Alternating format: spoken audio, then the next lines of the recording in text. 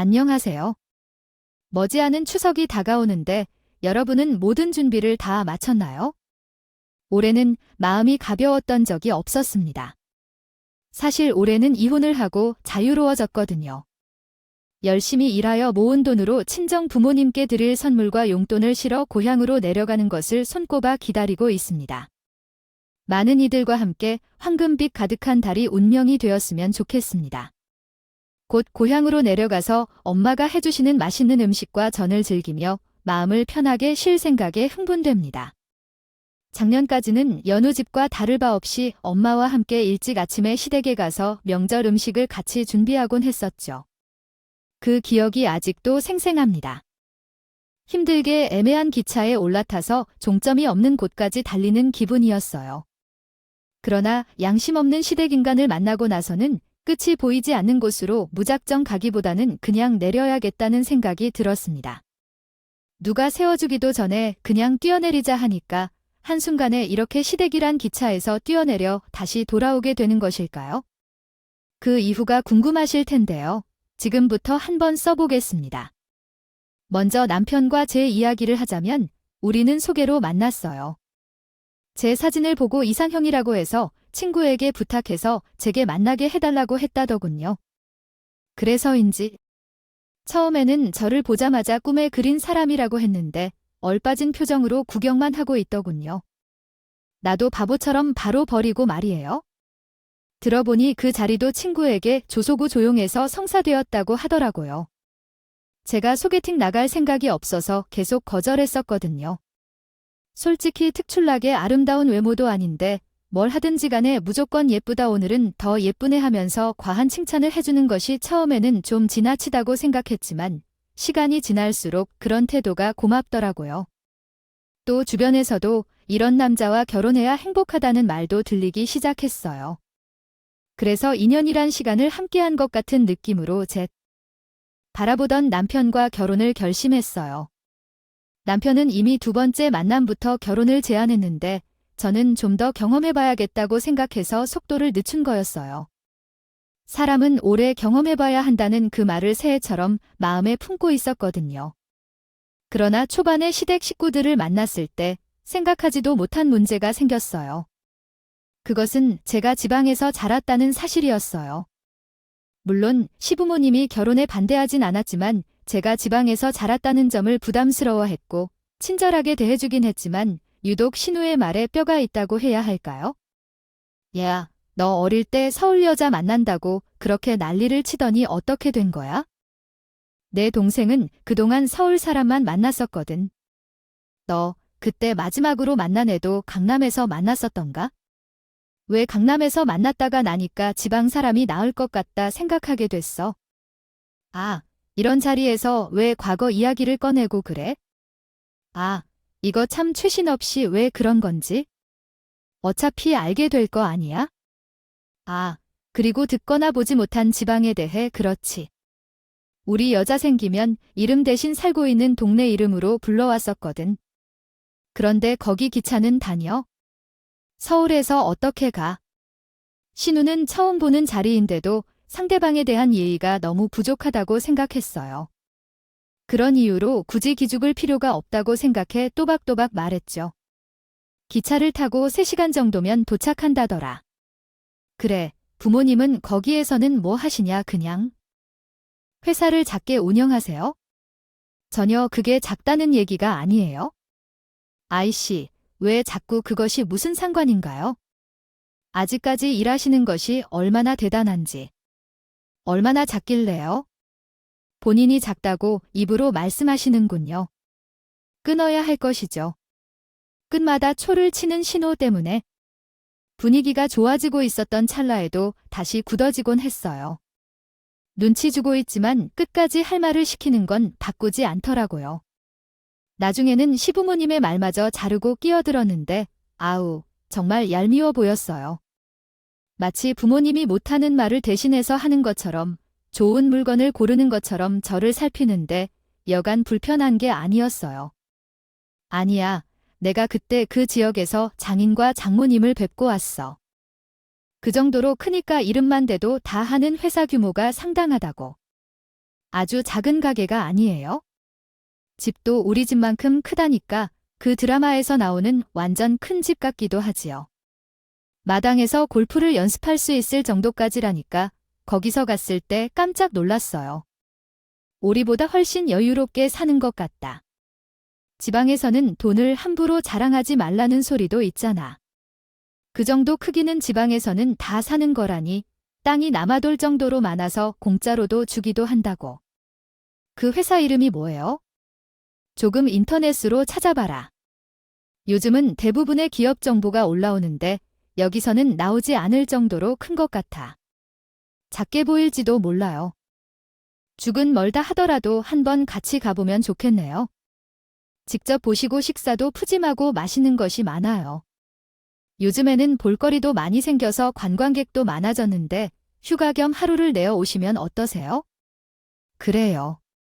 다음에는 우리가 만나러 가도 좋을 것 같네요. 굳이 올라오시기 힘들 것 같은데 괜한 일이에요. 시골 분위기가 상견례하러 가는 것만큼 좋지는 않아요. 어디 중국집에서 짜장면을 먹으면서 하실 생각이신가요? 호텔 같은 것도 별로 없다는데 백화점도 없는 동네에서 뭘 할 수 있나요? 맛난 음식이 없는 호텔이 뭐가 좋은 걸까요?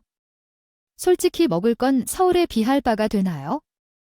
그런데 훨씬 맛있고 좋아. 우리는 그런 격식이 안 중요하니까. 괜히 부담 갖지 마세요. 그리고 일방적으로 한쪽만 오르시는 것도 예의가 아니에요. 다음에는 우리가 움직이지. 네, 그렇게 말씀드릴게요. 다행히 너그러운 시부모님 덕분에 분위기가 풀리는 것 같아요. 그런데 때론 대학 이야기를 신우가 극히 민감하게 꺼내길래 대학은 지방에서도 나온 것이에요. 제 집에서 다닐 생각으로 일부러 가까운 곳으로 다녔어요. 일부러 그것을 핑계로 활용한 건 아닌가요?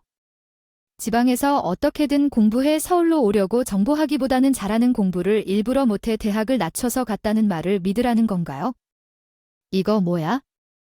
앞에서 나온 지방대학 출신이라는 점을 무시하고 공격하시는 모습에 정말 어이가 없었습니다. 솔직히 자기 밥벌이를 잘하고 살면 그만인데 요즘에 누가 그렇게까지 대학을 따지며 살아가나요?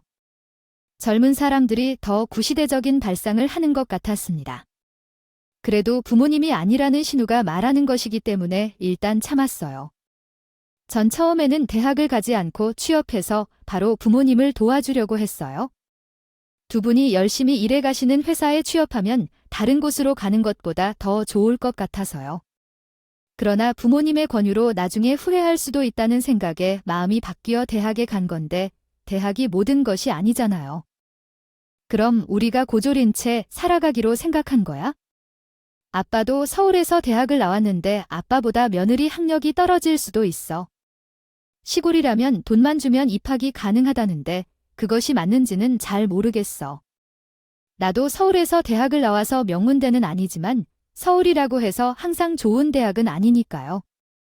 신우이에게 불법으로 똑같이 보답해준 적이 있었는데 신우이는 화를 내며 그에 대해 신경을 쓰더라. 그렇게 좋으면 경쟁이 치열할 것 같아. 시골 남자들은 서울 남자를 만나고 싶어하고 나도 대학을 다닐 때 서울에서 온 사람들이 목숨을 걸고 매주 주말마다 소개팅을 하며 남자를 만나는 모습을 많이 봤어. 전 그런 풍경을 자주 목격했었어. 생각이 전혀 없는데 왜 그런 말을 하세요, 누나? 무슨 소란이야? 좋은 마음으로 안 하려니 아유 미안해요. 우리 딸이 맛이 좀 있거든요. 예비 며느리로 인사하는 거 아닌가요? 처음 뵌 사람이니까 궁금한 게 많잖아요. 뭘 못해 말하고 너랑 결혼하면 다 될 거라고 알아요. 나도 올바른 사람이니까 제대로 보는 거예요. 그런데 벌써 신우이 노릇을 하려고 그러면 사람들이 불편해하잖아요. 그리고 누나가 몰라서 그런 건데 저는 우리 집을 나간다 해도 별다른 일은 없을 텐데 그 걱정 때문에 걱정돼요. 얘야, 지방 땅값이 얼마나 되는지 몰라서 그래요? 그런데 나간 집이 얼마나 많다고요? 그 집을 팔고 서울에 오면 10평짜리 원룸 정도 얻을 수 있을까요? 우리도 내려가면 그런 집을 사서 남은 돈으로 알고 있어요. 우리가 신도시에 살면서 산다는 게 무슨 대수냐고 그것을 앞세우더니 더 많은 사람이 우스워 보인다고 했어요. 그때부터 신우의 고약한 성격이 여과 없이 드러나기 시작했어요. 앞으로 이 집안에서 누구를 가장 경계하고 조심해야 하는지 알겠더라고요. 혹시 이 문제를 부모님 앞에서도 말할까 생각해 마지막으로 용감하게 말해야겠다고 결심했어요. 일어서기 전에 한마디만 해도 될까요? 제가 지방에서 살았다는 게 마음에 안 드시면 결혼을 다시 생각해 보셔도 괜찮습니다. 솔직히 저희 부모님과 저한테 소중한 요지입니다. 고양이 같은 존재로 살아가며 열심히 노력하고 안정적인 기반을 다짐으로써 부족함 없이 살아가는 꽃이 됩니다. 그러나 이러한 이유로 흠잡힐 이유는 전혀 없다고 생각합니다. 결혼을 원치 않고 이만 가보겠습니다. 와, 보통 아니네. 그래서 시녀의 말을 뒤로 하고 먼저 일어나 나와 버렸습니다. 그날은 남편도 괜히 보고 싶지 않았죠. 불안한 마음일지도 모르겠지만 집 앞까지 쫓아와 혹시 결혼 생활에 문제가 될까 걱정하고 있는 것을 알고 나서도 일찍 자는 척을 했습니다. 제가 그렇게 나가고 나서 누나와 많이 싸웠다고 하더라고요. 그날 사과할 것이 있습니다. 가끔 누나가 말을 이상하게 할 때가 있는데 나쁜 뜻으로 한 것이 아니니 이해해 주기를 바랍니다. 우리 부모님께서 당신을 얼마나 좋아하시는지 알고 계세요. 서울에서 태어나서 대학도 다녔던 여성을 만날 수 있어서 서울 여성을 만나고 싶었다고 했어? 나는 그날 많이 참았어. 나중에 우리 부모님 앞에서도 그런 말을 할까봐 무서웠어. 나도 모르게 신우 때문인지 말이 좋게 나가지 않았어. 남편은 그날 잘못을 인정하면서 진심으로 사과하고 절대 헤어지지 않겠다고 매달려서 내 속에서 상부모님의 반발을 생각했어. 그 일은 별일 아닐 수도 있으니 넘길 수 있지 않을까 생각했어. 그렇게 해서 내 마음이 점차 변하기 시작했어. 그러나 상견례는 한 번 서울에서 하고 시모님께서 마음에 걸렸는지 얼마 후에 부모님이 계시는 곳에 내려오셨어요. 두 번째 만남을 가지게 되었어요. 시댁 식구들이 단단히 경고를 해두어서 그랬는지 몰라도 상견례 내내 신유 입에 자물쇠라도 걸린 것처럼 입을 꾹 떠밀고 있더라고요. 이상하게 신우가 입만 다물어도 모든 게 순조롭고 평화롭게 흘러가더라고요. 그때 정말 신우의 입이 문제였구나 또 한 번 느낄 수 있었고 부모님 앞에서 괜한 말로 상처 주진 않을까 했던 걱정도 마음 놓고 안심할 수 있었죠. 나중에 자도 어제도 오고 싶을 때 오세요? 혹시 골프는 좀 치십니까? 저도 일 때문에 바빠서 통화 안 하다가 요새 다시 나가고 있는데 여기 좋은 골프장도 많아서 괜찮습니다. 제가 우리 딸 보내놓고도 서울은 가본 적이 있다면요. 거기 아이들이 들어와 살 때는 못 되는 것 같습니다. 그래요. 여기 오면 자도 막히지 않고 참 좋네요. 음식도 모두 맛있고 아직 남아있어요. 저녁에도 좋은 데 가서 한잔 하셔야죠. 사도, 이렇게까지 대접을 다 받기만 하니 어째요. 여기 오셨으면 당연히 우리가 대접해야죠. 부담 가질 필요 없어요? 당연하죠. 우리가 대접해야죠. 비록 한 식구들 사이인데 너무 비싼 음식에만 가서 오늘은 아들 덕분에 호강하네요. 전에 서울에 오셨을 때 부실하게 대접했던 것 같아서 더 죄송합니다. 아니, 솔직히 제 친구들은 이 나이에도 다 함께 있어요. 퇴직한 후 마누라가 죽게 된다 해도 바보도 먹고 살아야 하죠. 제가 고졸 출신이라서 뭐 배운 건 별로 없지만 제가 사업을 갖고 있기 때문에 나이가 들어도 기운을 잃고 살진 않았습니다. 우리 딸이 시집 갈 때 부모로서 뭔가 도와줄 일이 있고 잘 살아왔다고 느껴서 기분이 아주 좋습니다. 게다가 결혼을 준비하면서 우리 집이 좋은 위치에 있음을 깨달았어요. 3년 전에 퇴직한 시아버지는 결혼 자금을 마련하는 게 어려운 것 같았는데 반면에 아빠는 대놓고 알리지 않아도 되었죠. 대학을 졸업하고 신도시로 이사하기 전에 그런 것이 다 무용지물이라는 것을 깨달은 거예요. 정말 맞아요. 저도 젊을 때는요. 안정적인 직장에서 일하는 게 좋다고 생각했는데 퇴직한 뒤에는 통장에서 매일 필요한 것만 꺼내서 쓰는 것 같아요. 솔직히 아들이 결혼한다는데 집도 제대로 준비해주지 못하고 떠나보내야 해서 마음이 무겁네요. 면목이 없습니다. 아들 집에서 더 많이 해야 맞는데. 아이고, 걱정하실 거 없습니다. 요즘 세상에 남녀가 어디 있겠어요. 그냥 여유 있는 쪽에서 더 하면 되는 거죠. 그냥 부모는 같은 마음 아니겠습니까? 둘만 잘 살면 돼요. 그리고 저도 그때가 인생에서 제일 힘들었거든요. 이런 걸 말하는데 나가는 돈은 많고 양가 부모님도 챙겨야지. 우리 식구들을 챙겨야지. 누가 목돈만 조금씩 준다고 해서 살 수 있겠다고 생각해봐요. 그래서 제가 돈은 계산을 많이 하지 않고 도와주려고 합니다. 또한 이제는 부모님은 자녀들의 삶에서 물러나셔야 합니다. 준비하시는 동안 어려운 점이 있으면 언제든지 말씀해 주세요. 시댁 가족들은 큰 아버지의 모습에 놀랐습니다. 이럴 수밖에 없는데 아버지는 이미 지갑을 한 번에 열지 못하도록 하여 아이들에게 완벽한 대우를 해왔기 때문입니다. 또한 친정으로 가는 길에는 시누이가 짜증을 내며 길었다가 아버지가 데려간 식당부터 집과 회사를 둘러보고 태도가 조금 달라졌습니다. 특히 아버지가 운영하시는 회사에 갔을 때는 직원 수를 눈치채는 모습을 보았습니다. 그 이후로는 제게 대하는 태도도 조금 바뀌었습니다. 바뀌면서 상냥한 사람으로 변해 그 중에서도 몇 가지가 떠오르는데 그런 대화였어요. 방 구경 좀 해도 돼? 위층은 혼자 다 썼던 거야? 어머, 달리기 해도 되겠다. 역시 사람들은 이래서 여유가 중요하다는데 내가 올케를 처음 만났을 때부터 느꼈는데 자존심도 높고 말이 딱딱해서 사랑도 많이 받고 잘하지가 나더라고.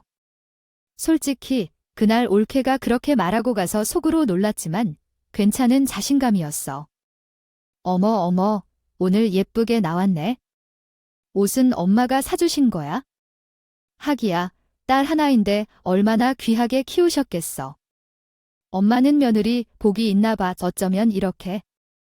말씀해 주신 내용 전체를 한국어 문법에 맞게 수정하면 다음과 같습니다. 손등이 하면 질까봐 우리 올케가 만두를 만드는 거 너무 잘했어. 처음에 보자마자 못 믿겠어. 당장 만두집 하나 차려도 될 만큼이라니까. 좋은 집에서 교육을 잘 받고 성장한 사람은 달라. 제가 이런 말에 홀랑 넘어갈 줄 알았습니까? 과유불급이라고 하죠. 갑자기 달라진 신우 태도에 더 긴장이 돼요. 처음 만난 날부터 신경을 촉촉히 긁었네요. 사람이 이렇게 갑자기 변할 수 있나 싶었지만 저는 끝까지 긴장의 끈을 놓지 않았어요. 마음을 너무 쉽게 주지도 않았고요. 얼마 지나지 않아 그렇게 잘해주던 사람이 이렇게까지 변할 수 있다는 게요. 이유를 알게 되었습니다. 갑자기 아빠가 집에 온다는 소식을 듣고서 연락도 없이 찾아왔어요. 아빠는 올 때마다 집에 필요한 물건을 하나씩 꼭 챙겨왔는데 그 이야기를 신우가 남편을 통해 들은 모양이었어요. 신발을 벗기도 전에 뭔가 살피며 눈이 바쁘게 굴러가더라고요. 형님, 연락도 없이 왜 오셨어요? 먼 길 오느라 힘드셨을 텐데 엄마가 인사드리고 싶은데 오늘 어디로 가실 거예요? 아니, 엄마가 집에 계실 때 반찬이라도 좀 해주고 싶다고 해서 금방 만든 건데 내가 배달 온 거야? 내가 엄마 대신해서 인사드려야죠. 잠깐 온 거라 이러실 거 없는데 잘 드세요. 사돈어른께 전해주세요. 아빠가 사오신 선물을 보니 펄쩍 뛰면서 본인이 더 좋아하는 것입니다. 아이가 누가 봐도 본인 선물인 줄 알 것 같더라고요. 와, 왜 이렇게 선물이라고 사오신 거야? 빈손으로 오는 법이 없으시구나. 역시 능력 있는 아빠는 다르다. 어머. 이거 나 너무 갖고 싶었던 청소기인데 여기서 보내줘. 구경해봐도 돼요? 열어봐도 되지? 어머머, 너무 떨린다. 아네네, 보세요. 전에도 백화점 가서 봤는데 엄마랑 제가 사고 싶어서 보기만 했거든요. 엄마도 나이가 있고 해서 그런지 허리 굽혀서 청소하기가 너무 힘들다고 그러시는데 이런 거 하나 있으면 참 좋을 텐데. 우린 이런 거 살 형편이 못 돼서. 아우, 부럽구나. 우리 올케. 꼭 비싼 장난감 사지 못해서 울적하고 있는 아이처럼 청소기를 만지며 신세를 끝도 없이 늘어놓지. 그런 딴소리에 아빠도 저도 어떻게 대답해야 할지 몰랐어요. 아예 어쩌면 좀 사봐야겠다, 아니에요? 원래 가난하면 몸이 고생이라 해서 어떡해. 능력 없는 아빠 때문에 우리가 탓을 해야 하나? 엄마는 요즘 무릎부터 허리까지 다 아픈 곳이 없어서 병원 다니느라 집안일도 많이 하고 걸레질 때문에 더 그러는 거라는데? 이렇게 만져봐서 엄마가 생각나서 더 사드리고 싶어. 형님, 나중에 그 걸레라도 좀 줄래? 그럼 우리 집이야 계속 손걸레로 닦아야 하니까. 아, 그럼 그러지 말고 이 청소기를 가져가세요. 이렇게 됐으니까 사돈 선물로 주고 내가 너에게 하나도 안 사주면 되지. 아이, 그렇게 아픈 데가 많으시다는데 제발. 물에 넣으면 안 좋잖아. 어머, 정말요. 정말 우리에게 주실 거예요. 너무 감사합니다. 엄마가 정말 좋아하실 거예요. 통이 정말 크시네요. 제가 회장님이라고 불러도 될 것 같아요. 튼튼한 회장님. 속으로 하는 말은 여기서 끝인 줄 알았는데 얼마 뒤에 다시 뒤회는 일이 생겼어요. 갑자기 아빠가 전화해서 난처한 목소리로 얘기하는 게 아니겠죠? 오늘은 갑자기 신호군이 휴가라고 해서 친구들과 여기로 내려왔는데 오는 도중에 회비를 잃어버렸다며 회사를 찾아왔어. 그래서 내가 한 끼 밥 사주고 돌려보내려고 했는데 그 사람이 눈치가 밤을 지새우는 것 같이 하고 싶다면서 계속 속되는 말을 해서 그냥 펜션까지 잡아주었어. 전에도 그랬고 사람이 나타날 때마다 왜 그러는 거야? 너한테 뭐라도 특별한 얘기가 있는 거야? 아니, 거기까지 찾아오며 말도 안 하고 아빠한테는 말해주는데 나한테는 아무 연락도 없다. 도대체 이 문제를 혼자 생각하고 넘기기엔 안 되겠다고 생각해서 남편에게 심각한 이야기를 했어. 서로 악감정을 키우는 것보다 남편이 타이레가 좋겠다는 생각이 들었지만 돌아온 남편의 반응은 당연히 그래도 되지 않냐는 듯 너무 뻔뻔한 것이었습니다. 왜냐하면 그것이 누나가 당신이 사용 중인 것을 훔쳐간 것도 아니고 아버님이 주신 것이라고 하니까요. 이상한 일이라고 봐도 손색 없는 행동인데 왜 또 그런 말을 하는 거죠? 솔직히 말해서 일상에서 연락이 한 번도 없어서 우리 아빠가 오신다는 얘기를 들었을 때부터 이상했었어요. 우연인 줄 알았는데 계속 그렇게 되니까 그날 청소기도 사라졌던 것 같아요. 당신이 그 상황을 놓치고 계신 것 같았어요. 그리고 이번에 회비를 잃어버렸다는 것도요. 네, 이야기를 이해했습니다. 다음은 제가 다시 작성한 문장입니다. 그러니까 일부러 그랬다는 거야? 그럼 여행 회비를 잃어버려서 난처하니까 가까이 계신 아버님 생각이 났을 수도 있지? 밥 한 끼 얻어먹고 올라온 게 하나도 이상할 게 없는데? 당신이 우리 누나를 나쁘게만 보니까 그렇지. 아, 그래. 회비 잃어버려서 신세 질 수 있어. 근데 그렇게 아버지가 쓴 돈이 100이 넘는데 그게 밥 한 끼 값이야. 최소한 올라와서 갚지는 못해도 인사는 해야지. 이게 무슨 경우야? 아무리 예의를 몰라도 이건 아니잖아. 아, 참 좀 있는 사람이 더 쓰고 그렇게 살자 그만 따지고. 제가 치사하게 돈이나 따지고 있다는 식으로 남편은 귀찮다는 듯이 위의 내용이 문맥상 맞는지 확인해 주세요. 격양된 목소리로 말하더군요. 내가 지금 누가 얼마나 돈을 더 썼는지 그 이야기를 하는 게 아니잖아. 우리 누나가 신사 한 번 진 거 같고 되게 그러네. 솔직히 우리 집에서 당신한테 눈치 주는 게 뭐 있어? 누나도 맨날 당신을 칭찬만 하고 엄마도 잘해주는데 시집살이 하나도 안 하고 편하게 사는 값이라고 생각 좀 해라. 그 값을 누가 정하는데 누가 정하냐고. 그걸 그런 뜻이 아니라 그만큼 양쪽에서 서로 잘하니까 똑같다는 거지. 우리 아빠가 물주라도 돼. 난 자꾸 그렇게 보는 것 같아서 너무 속상해. 당신이 몰라서 그렇지 아버님은 그런 거 좋아하셔. 누가 그래? 어느 누가 인사도 모르는? 돈을 쓰는 것을 좋아합니다. 아빠도 좋아하기 때문에 제게 매우 많은 돈을 끊임없이 주고 싶어 하시는 것 같아요. 이러한 이유로 결국 돈 문제로 남편과 한동안 냉전 상태를 겪게 되었습니다. 아빠의 조언에 따라 제가 남편에게 잔소리 없이 조용히 압박을 가하는데 그로 인해 카드를 많이 사용했고 나의 돈으로 시댁을 더 많이 지원해 드렸습니다. 아빠가 돈 문제에서 고생하셨기 때문에 너무 부담스럽게 느꼈기 때문입니다. 솔직히 말해, 제가 결혼한 뒤에는 친정 부모님을 더 효도하고 싶었고 용돈도 넉넉히 주고 싶었지만 우리 상황에서 그러지 못했습니다. 많이 드시고 싶은 것들도 있었는데 그러기는 힘들었습니다. 기억하다가 사드리는 게 전부였어요. 저 또한 남편과 시댁을 배려하고 노력했던 것만 같아서 허탈했어요. 그리고 우리 싸움을 알게 된 신우가 눈치를 살피며 연락이 왔어요. 대충 남편을 통해 들은 것 같았죠. 빨리 풀라고 껴드는 줄 알았는데 뜻밖의 고백을 듣게 됐어요. 자, 옳게 미안해. 내가 경황이 없어서 연락도 못 드리고 나 때문에 싸운 거야 하니 실은 내가 올케한테만 말하는 건데 내가 아빠 퇴직금 날렸거든. 무조건 잘 되는 거라고 해서 투자를 했다가 거의 지금 바닥이라서 그게 우리 집 유일한 재산인데 그래서 진짜 돈이 없어서 재워 넣지도 못하고 몇 개월을 때우고 있어요. 허덕이느라 여유가 너무 없어서 결혼한 동생과 올케한테까지 손 벌리게 되었어요. 정말 미안해요.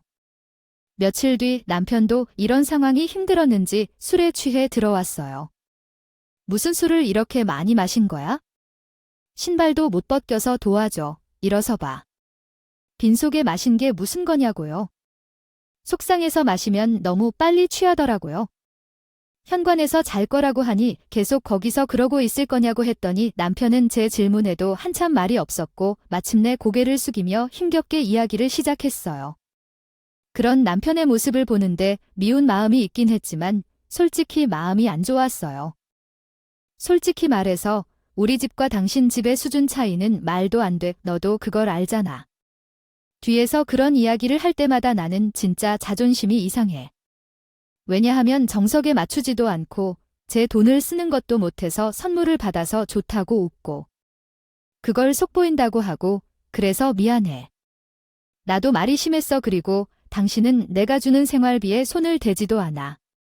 나는 배려한다고 아버님의 카드를 더 많이 써야 하고 딸을 데려다 준다면 책임져야 하는데 아버님의 돈을 벌어들인 것에 비하면 세 발의 피지에 아버님도 얼마나 우습겠어. 그럴 때마다 나도 너무 한심하고 능력 없는 녀석이 된 것 같아서 너무 어렵다.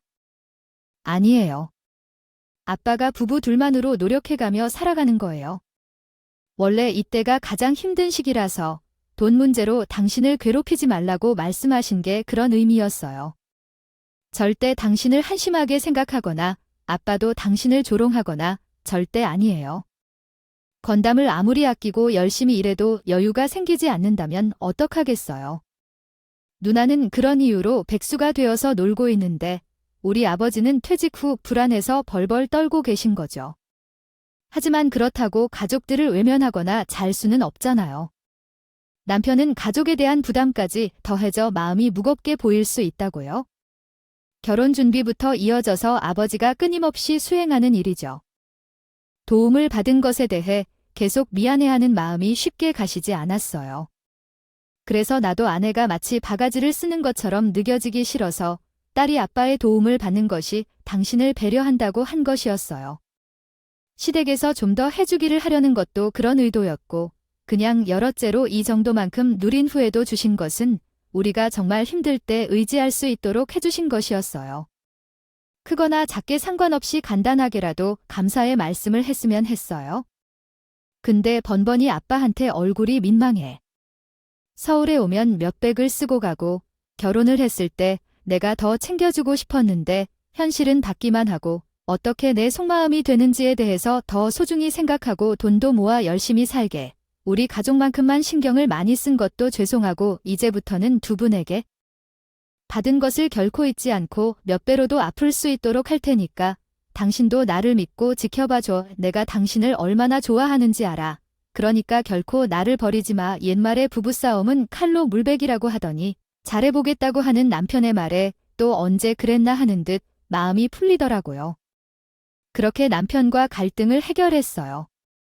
그런데 몇 개월이 지나도 신유는 아버지에게 감사한다는 말 한 번을 하지 않았어요. 사실 제가 바란 것은 고마움을 알고 인사하는 정도였어요. 즉각적인 보답을 요구하는 의도는 결코 아니었어요. 그래서 일부러 아버지에게 서희가 올라오지 말라고 당부했습니다.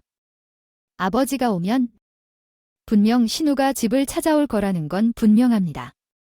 그래서 좀 멀리서도 자리를 유지하는 게 가장 현명했어요. 그렇게 오랫동안 혼자 생각에 잠기다가 명절이 다가왔어요.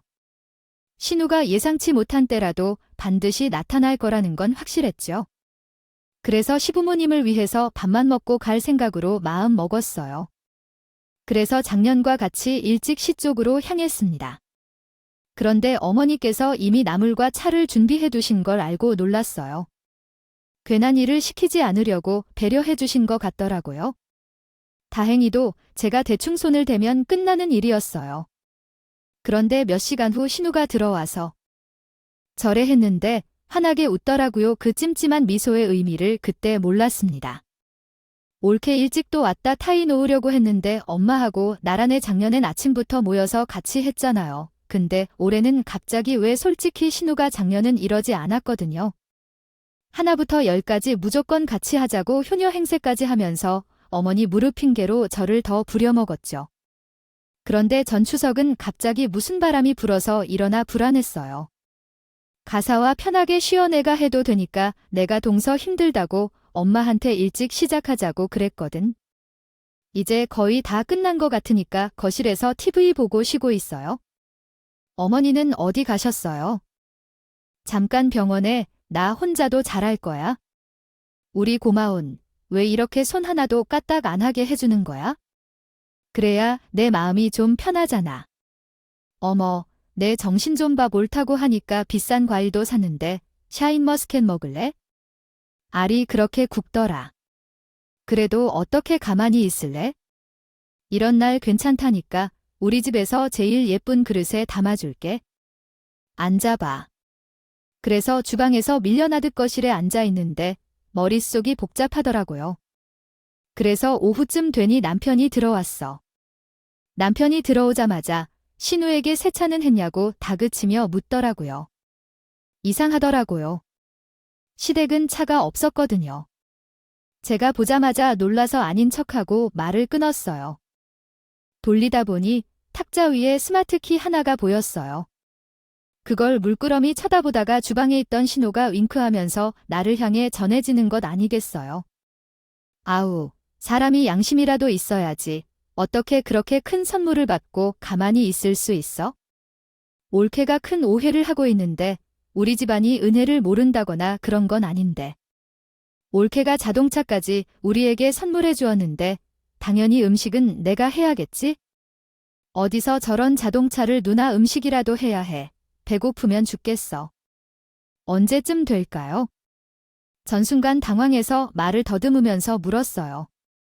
안 그래도 호시탐탐 우리 아빠 주머니를 노리는 것 같아서 불편한 신우에게 제가 미쳤다고 자동차까지 사주냐고 물었는데 하고 남편을 같은 척하는 거지? 계속 안 들리는 척하면서 본인이 할 말만 하는 걸 보니 더 수상했어. 무슨 얘긴데? 뭘 말하는 거야? 야, 나는 역시 이렇게 하면 집어먹는 게 더 맛있더라. 동그랑땡도 했지? 근데 이번에 누나가 혼자 다 한 거야.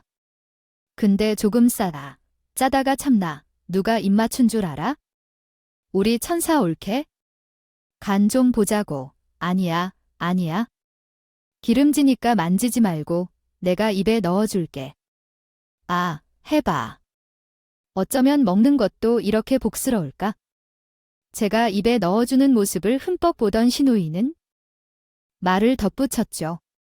올케 덕분에 우리 살기가 너무 편해졌어요.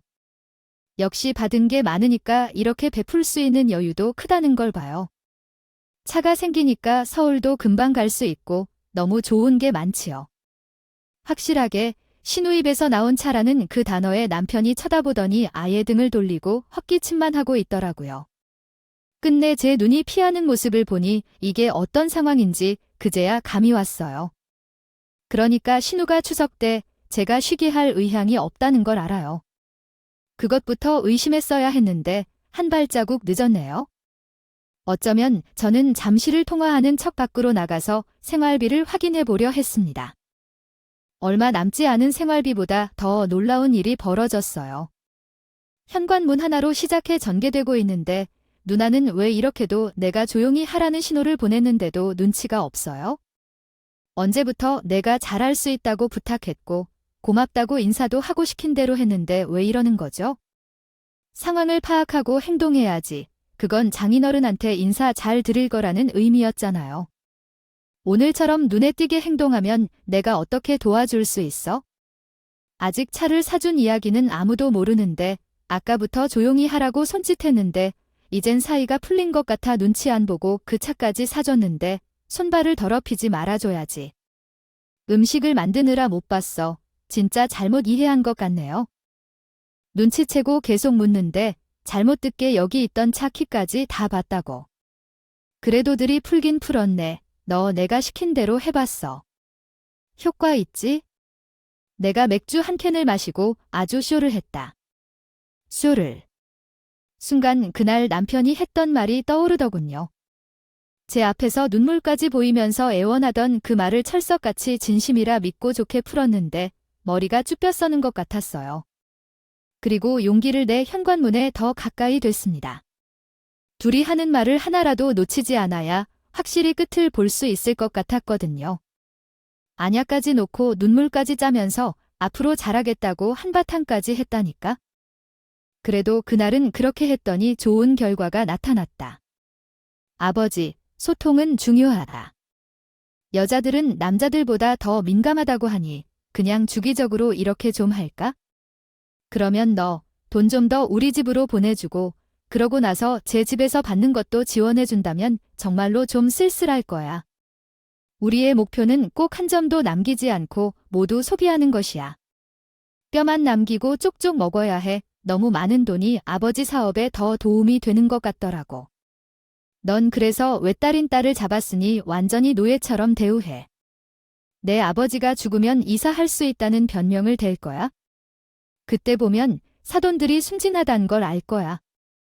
시골 사람들은 그런 것 같아. 우리가 비유한 차를 이해해준다면 모든 돈을 뺏어올 수 있을 거야. 앞으로 아닌 것 같아요. 기억하세요. 우리 집은 돈에 민감한 공간이라고 생각해요. 잘하라니 말하는 것이 맞아요. 지금 문제는 제대로 하면 좋겠네. 아니면 어렵거든. 그러니까. 아, 네. 일단 제가 실수로 사고를 친 것처럼 하세요. 반드시 지금 당신과는 다시 붙들리면 안 돼 해요. 당신과 함께 해도 잠깐만이 되어도 너와는 혼란스러울 것임을 다시 참을 수 없을 거예요. 반드시 나에게 분노하기 시작하고 놓이고 물건을 던지는 것조차도 조금 치열하게 하라고 해야 속지 않으셔요. 우리가 한 퍼즐은 둘이 이야기하면서 맞추었답니다. 이미 해당 공간에서 나는 당신이 물건을 많이 뜯어먹는 갈비덩어리예요. 그냥 돈에 민감한 사람에 불과하다니까요. 사람으로 다루지도 못했는데 여기서 뭘 좋아할 이유가 없을 것 같아요. 며느리가 될 줄 알았어요. 그때부터 전 앞에 아무도 없는 사람처럼 모든 걸 속전속결로 준비했습니다.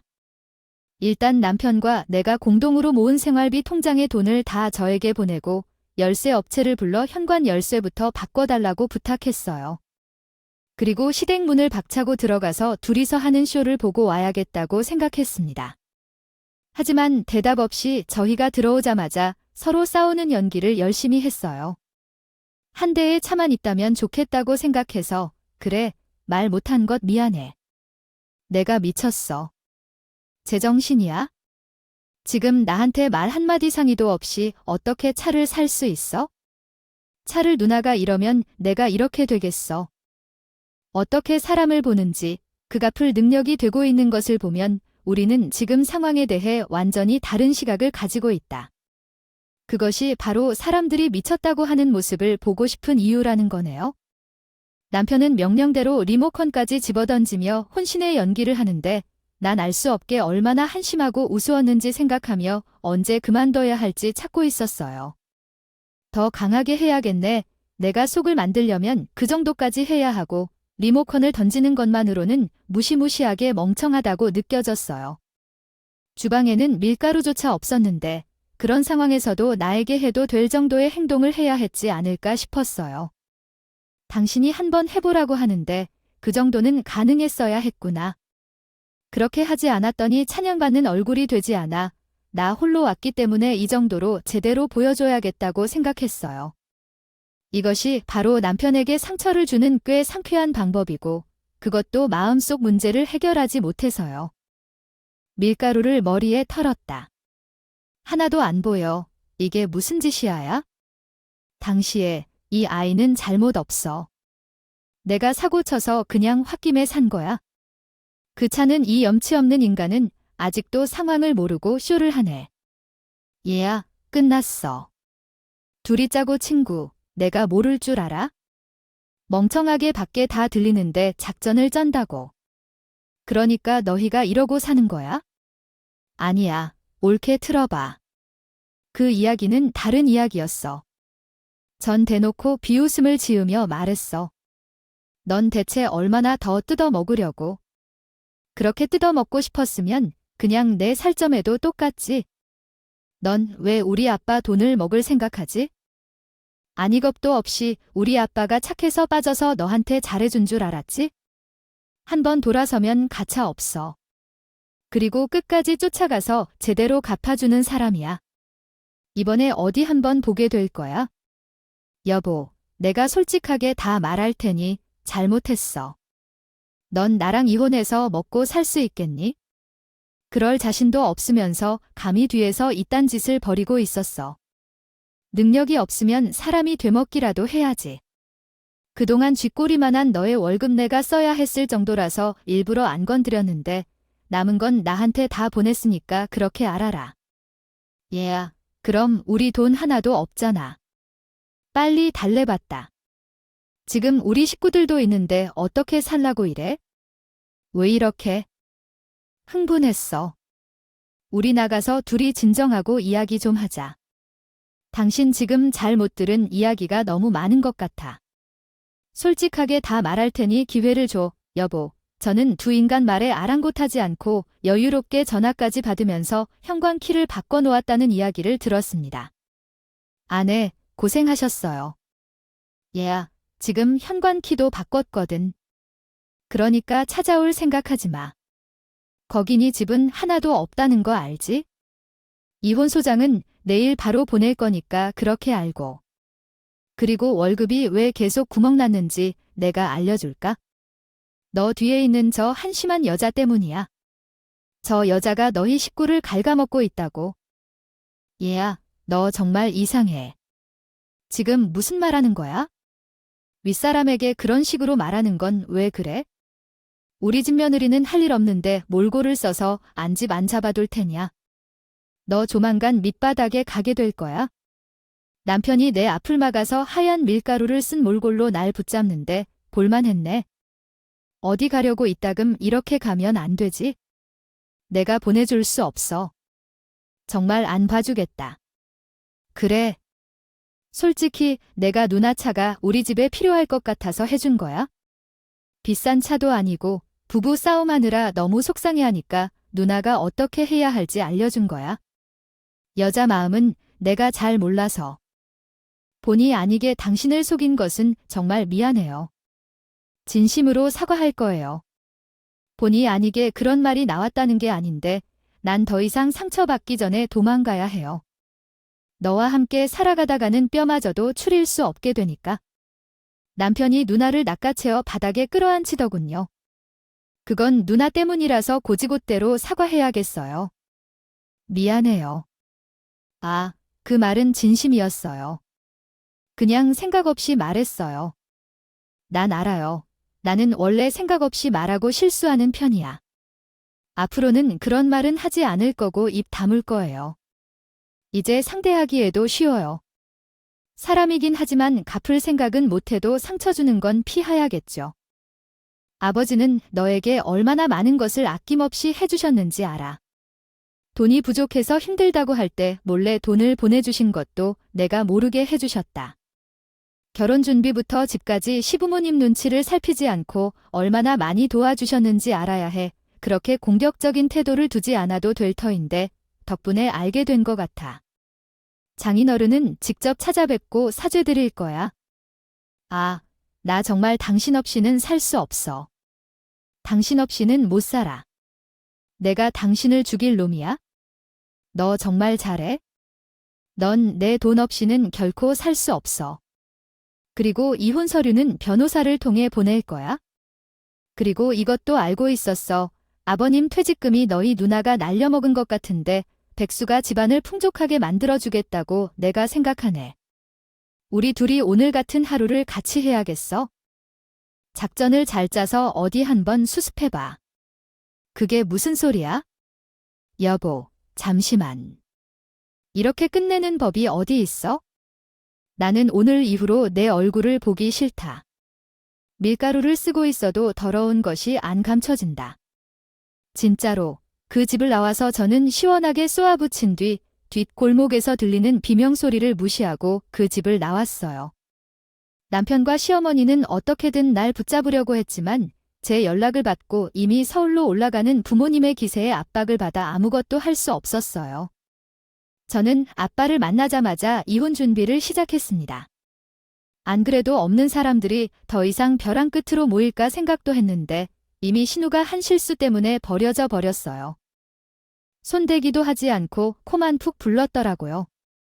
이미 이혼 소송을 진행하며 신우는 신용불량자 신분이 되어 남편과 회사를 잃었으며 시부모님의 노후 자금까지 날려먹었다고 합니다. 그나마 남은 제 연까지 끊겨버렸을 때는 어땠을까요? 하지만 안쓰러워할 만큼 아니 잘 된다는 생각만 들게 되었다고 하십니다. 시댁과는 달리 엄청난 기회가 찾아왔다고요. 예전에 아버지 회사에서 함께 일했던 부장이 대기업으로 이직하며 제 자리를 추천해 줬다는데요. 혹시 모르니 한번 이력서를 제출해보라는 말에 크게 기대하지 않았는데 놀랍게도 합격을 하게 되었습니다. 그렇게 현재는 큰 회사에서 일하고 있습니다. 면접 때 한 말이 굉장히 인상 깊다고 하는데요. 고졸인 나로서도 8명의 직원을 책임지는 자리에 있었고 대학을 나와도 실제로 보여줄 것은 훨씬 더 많다는 제 당찬 포부가 기억에 남았다고 합니다. 또한 여기서 잘 쌓아 나가서 나중에는 꼭 아버지의 회사에서 일하고 싶다는 생각입니다. 아버지가 저에게 이혼을 통보한 이후로부터 아파할 때까지는 알고 있었어야 했겠지만 이혼 소송으로 이어지거나 돈이 필요하다고 말하지 않고 아버지에게 보답해야 한다는 책임을 느끼면서 행복하게 살거나 아니면 아버지의 회사에 도움이 되는 일을 해야 한다고 생각하라는 것입니다. 가능한 방법을 고려해 보세요. 찾아보면 많다는 말을 항상 명심하면서 살다 보니 주말에도 공부하며 자기 개발에 더욱 힘쓰는 경향이 생겼어요. 하지만 그래도 다음 주는 예외적으로 주말에는 공부를 쉬고 가족들과 즐거운 시간을 보내야겠어요. 마음은 가벼우나 손은 무거운 짐을 쥐고 가보렵니다. 여러분들도 행복한 시간을 보내시길 바라며 제 이야기에 귀 기울여 주셔서 너무 감사합니다.